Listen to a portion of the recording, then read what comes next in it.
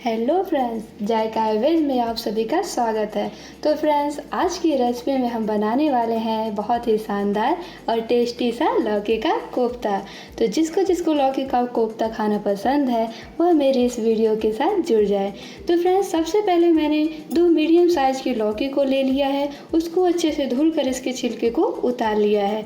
तो चलिए अब हम इसको कद्दूकस कर लेते हैं। तो फ्रेंड्स, मैंने लौकी का कद्दूकस कर लिया है। अब इसके पानी को हम लोग निचोड़ लेंगे। तो मैंने इसका पानी निचोड़ने के लिए एक दूसरा बाउल ले लिया है। अब इसमें हम लोग इस तरह से हाथ में थोड़ी सी लौकी लेंगे। इस कद्दूकस की हुई लौकी को इस तरह से हाथ से प्रेस करते हुए इसके पानी को निचोड़ देंगे। आप देख सकते हैं फ्रेंड, हमारा जो पानी है कद्दूकस के हुए लौकी का वो किस तरह से निकल सकता है। फ्रेंड, जो लौकी होती है ना, पानी बहुत छोड़ती है, तो इसको अच्छे से प्रेस करके इसके पानी को निचोड़ देंगे ताकि जो हमारा कोफ्ता हो उसका पेस्ट गीला ना बने। तो इस तरह से करते हुए हम लोग सारे कद्दूकस किए हुए लौकी का पानी निचोड़ देंगे। तो आप देख सकते हैं मैंने लौकी के पानी को अच्छे से निचोड़ दिया है और अब कद्दूकस की हुई लौकी कुछ हमारी इस तरह से हो गई है। अब हम इसमें कुछ ज़रूरी सामग्री ऐड करेंगे। तो सबसे पहले मैं इसमें आधा चम्मच लाल मिर्च पाउडर डाल दूँगी, आधा चम्मच हल्दी पाउडर डाल देंगे, आधा चम्मच पीसी धनिया पाउडर डाल देंगे और मैंने 3-4 कली लहसुन को और आधा इंच अदरक को कूट कर रखा था, इसको भी इसमें ऐड कर लेंगे। साथ ही मैंने 2 कटी हुई बारीक मिर्ची को रखा था, इसको भी इसमें डाल देंगे और बारीक कटी हुई धनिया भी इसमें ऐड कर देंगे और साथ ही इसमें आधी चम्मच अजवाइन डाल देंगे। अजवाइन को हम लोग कुछ इस तरह से क्रश करके डालेंगे, हाथ से इस तरह से मसल देंगे, फिर इसके बाद इसमें डाल देंगे। अब लगभग आधी चम्मच हींग डाल देंगे, आधा चम्मच भुना जीरा डाल देंगे, इससे हमारे जो कोफ्ते का टेस्ट है वह बहुत ही अच्छा आएगा और आधा चम्मच इसमें साबुत जीरा डाल देंगे और लास्ट स्टेज पर हम लोग इसमें आधा चम्मच नमक डाल देंगे। नमक आप अपने टेस्ट के अनुसार डाल सकते हैं। इसमें नमक कम ही डालें क्योंकि हमारा जो ग्रेवी बनेगा उसमें भी हमें नमक डालना है। और साथ ही इसमें हम 2 बड़ा चम्मच बेसन डाल देंगे। बेसन हम उतना ही डालेंगे ताकि हमारे जो कोफ्ते का बॉल है वह टाइट ना हो। तो हम पहले 2 चम्मच बेसन को डाल देते हैं। अब इन सभी चीज़ों को अच्छे से हाथ से मिक्स कर लेते हैं।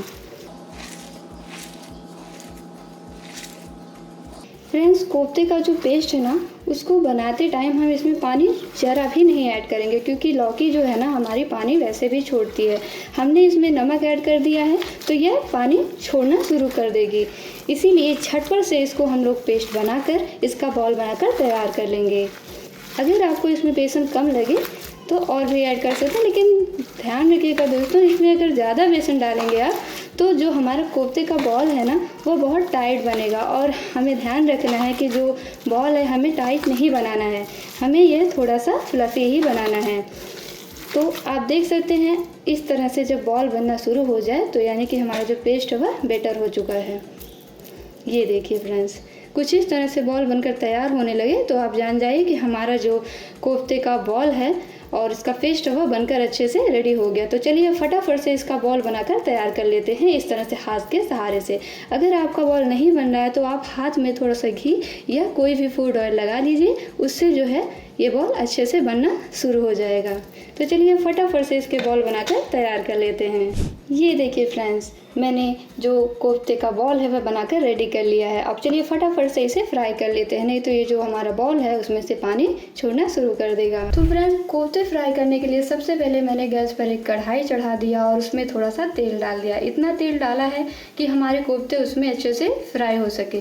तेल को अच्छे से गर्म होने देंगे। फ्रेंड्स, याद रखिएगा कि जो हमारा गैस का फ्लेम होना चाहिए वह बहुत हाई नहीं होना चाहिए, नहीं तो हमारे जो कोफ्ते हैं वह जलने शुरू हो जाएंगे। इसको हम मीडियम फ्लेम पर ही रखेंगे। सो फ्रेंड्स, हमारा जो तेल है वह गर्म हो चुका है। अब एक एक करके हम लोग इन कोफ्तों को इसमें डाल देंगे।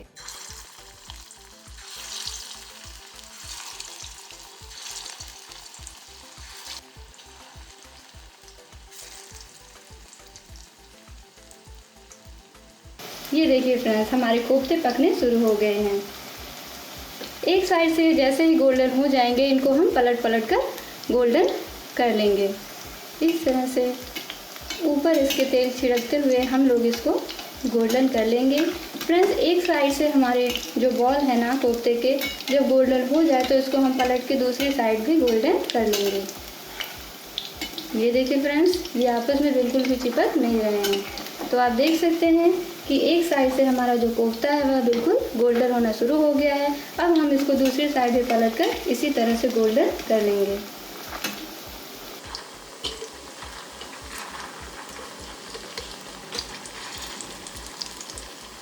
सो फ्रेंड्स, आप देख सकते हैं जो कोफ्ते का बॉल है, इसको अलट पलट कर चारों तरफ से मैंने कुछ इस तरह से भूरे कलर में कर लिया है।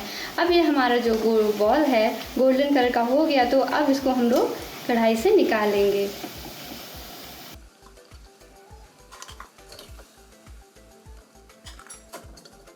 तो फ्रेंड्स, आप देख सकते हैं मैंने बाकी के बॉल को भी इसी तरह से गोल्डन कलर में फ्राई करके निकाल लिया है कढ़ाई से।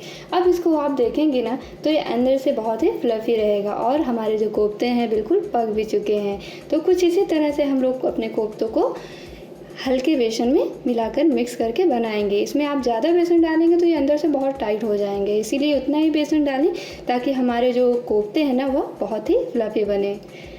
तो चलिए अब इसी स्टेज पर हम लोग कोफ्ते की ग्रेवी बनाने की तैयारी कर लेते हैं। तो ग्रेवी बनाने के लिए मैंने लगभग 4 मीडियम साइज़ के टमाटर ले लिए हैं। अगर आपके पास बड़े टमाटर हैं तो आप लगभग 3 ही लीजिए, और एक हरी मिर्ची ले ली है। अब इसको हम लोग मिक्सर के जार में एक फ़ाइन पेस्ट बनाकर तैयार कर लेंगे। तो फ्रेंड्स, मैंने टमाटर के मिक्सर के जार में कुछ इस तरह का फ़ाइन पेस्ट बनाकर तैयार कर लिया है। तो चलिए अब फटाफट से हम लोग कोफ्ते बनाने की तैयारी कर लेते हैं। सो फ्रेंड्स, मैंने गैस पर एक कढ़ाई चढ़ा दिया है और कढ़ाई को गर्म करके उसमें लगभग 2 बड़े चम्मच तेल डाल दिए हैं और तेल को भी अच्छे से गर्म कर लिया है। हमारा तेल अच्छे से गर्म हो चुका है फ्रेंड्स। अब इसी स्टेज पर इसमें मैं लगभग आधा चम्मच जीरा डाल दूँगी और आधी चम्मच हींग डाल दूँगी और लगभग 2 पिंच इसमें हम लोग अजवाइन डाल देंगे, इस तरह से क्रश करके। इसको अच्छे से चटकने देंगे। हमारा जो तड़का है अच्छे से चटक चुका है। अब इसी स्टेज पर इसमें मैं लगभग 2 छोटे चम्मच बेसन डाल दूंगी और इसको अच्छे से चला लेंगे। इसको तब तक इस तरह से चलाते रहेंगे जब तक कि इसका कलर गोल्डन नहीं हो जाता है। और इसको अच्छे से पकाना है दोस्तों, क्योंकि इसका जो कच्चापन है ना वो निकल जाना चाहिए, नहीं तो हमारी जो ग्रेवी है ना वह उसमें बेसन का टेस्ट आएगा। तो अब हमारा जो बेसन है वह गोल्डन हो गया है। इसी स्टेज पर जो हमने ग्रेवी तैयार करके रखा है टमाटर का, उसको भी इसमें डाल देंगे।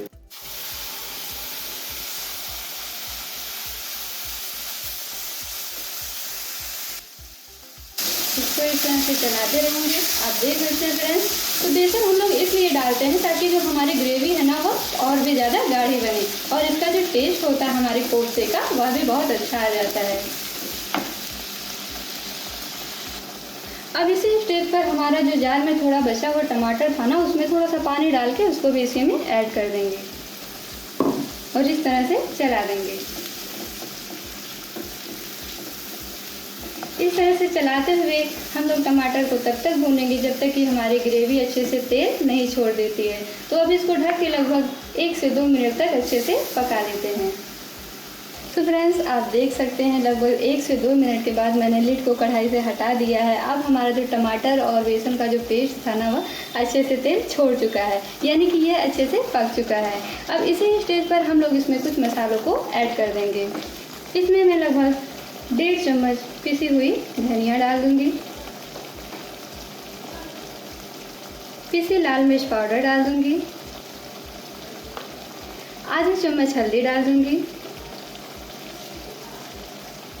और हमारे कोफ्ते में एक अच्छा सा कलर लाने के लिए हम लोग इसमें रोंगनी मिर्ची यानी कि कश्मीरी लाल मिर्च डाल देंगे। अगर आप रेगुलर यूज करते हैं तो अपने टेस्ट के अनुसार डाल लीजिए। अब लास्ट स्टेज पर इसमें मैं स्वाद अनुसार नमक डाल दूंगी। फ्रेंड्स, याद रखिएगा कि हमारा जो कोफ्ते का बॉल है ना उसमें भी हमने नमक डाला, तो उसी हिसाब से आप नमक डालिएगा।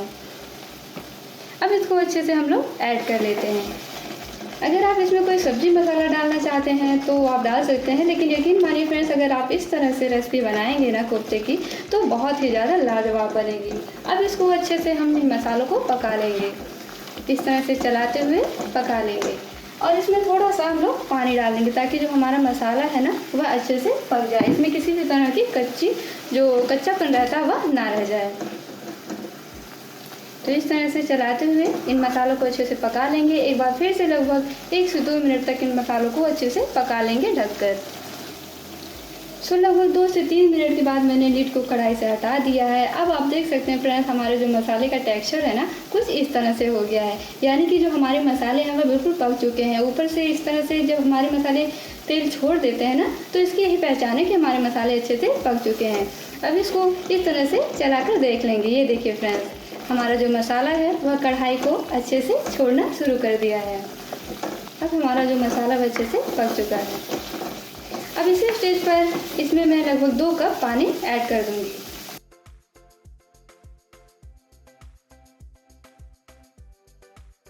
कढ़ाई के जो पानी है उसको हम लोग थोड़ी देर के लिए उबाल आने तक अच्छे से पका लेते हैं ढककर। फ्रेंड्स, आप देख सकते हैं हमारा जो मसाला है ना ग्रेवी वाला, उसमें एक उबाल आ चुका है। अब इसी स्टेज पर हमने जो कोफ्ते के बॉल बनाकर रखे हैं ना उसको भी इसी में डाल देंगे। इस तरह से एक एक करके इन सभी बॉल्स को इसमें डाल देंगे।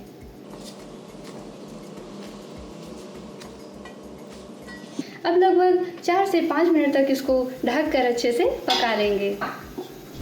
अरे वाह! तो फ्रेंड्स, लगभग 4 से 5 मिनट के बाद मैंने कढ़ाई से लीड को हटा दिया है। आप देख सकते हैं हमारे जो कोफ्ते हैं वह बनकर बिल्कुल रेडी हो गए हैं। आप देख सकते हैं फ्रेंड्स कि जो हमारे कोफ्ते का जो किनारे किनारे तेल है ना वह भी अच्छे से निकल चुका है। ये देखिए कुछ इस तरह से। तो फ्रेंड्स, हमारा जो कोफ्ता बनकर रेडी हो गया है। अब इसी स्टेज पर हम इसमें बारीक कटी हुई धनिया इस तरह से स्प्रेड कर देंगे, इसके टेस्ट को और भी ज़्यादा अच्छा बनाने के लिए। तो फ्रेंड्स, जब हमारा जो कोफ्ता होता है ना इस तरह से किनारे किनारे जब तेल को छोड़ देता है ना तो समझ जाइए हमारा जो कोफ्ता है वह बनकर बिल्कुल रेडी हो गया है। आप देख सकते हैं फ्रेंड्स, कुछ इस तरह से हमारा जो कोफ्ता है ना वह बनकर रेडी हुआ है। तो चलिए फटाफट से इसको हम लोग सर्व कर लेते हैं। ये देखिए फ्रेंड्स, जो हमारा कोफ्ता है कुछ इस तरह से बनकर तैयार हो गया है। यकीन मानिए दोस्त, अगर आप इस तरह से कोफ्ता बनाकर खाएंगे ना तो आप उंगलियां ही चाटते रह जाएंगे। तो फ्रेंड्स, अगर आपको मेरी वीडियोस पसंद आई हों तो मेरे चैनल को लाइक, शेयर और सब्सक्राइब करना ना भूलें। तो thank you to watch my video.